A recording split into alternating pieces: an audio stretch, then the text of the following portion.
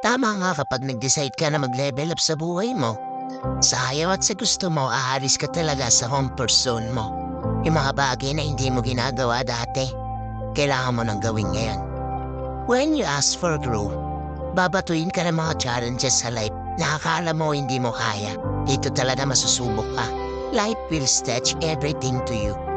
Your finances, expenses, lifestyle, mindset mo. Especially awareness mo sa mga bagay-bagay na nangyayari sa life mo. Hindi mo to matatakasan kapag gusto mo ng breakthrough. Because the universe will see kung talaga bang deserving ka sa mga bagay na gusto mo makuha. Lahat ay may kapalit.